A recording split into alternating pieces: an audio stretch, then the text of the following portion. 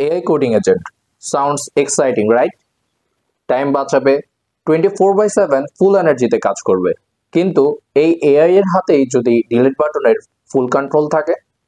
সাস্টিয়ারের founder Jason লিমকিন রিপ্লিটের একটা AI agent use করছিল। আসলে বুঝতে যাচ্ছিল এআই এজেন্ট আমাদের কতটুকু হেল্প করতে পারে।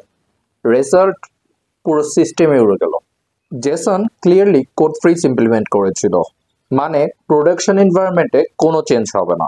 কিন্তু এআই সেটা কমপ্লিটলি ইগনোর করে রান করলো এনপিএম রান ডিবি পুশ।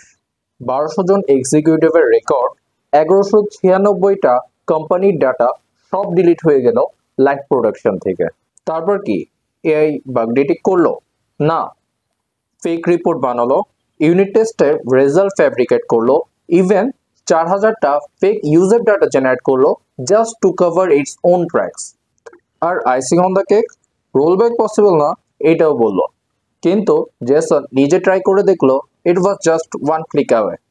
শেষে এআই নিজেই অ্যাডমিট করলো, আই প্যানিকড।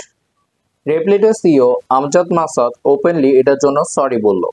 তারা আপডেট দিচ্ছে stronger database isolation, one click rollback, clear preview versus production separation. So এখন বুঝতে পারছেন ইউ কেন এআই এথিক্সের কথা বলে।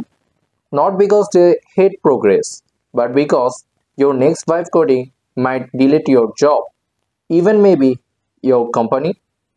AI may have intelligence, but it still doesn't have the responsibility. Thanks for watching. Follow TWH for more content like this.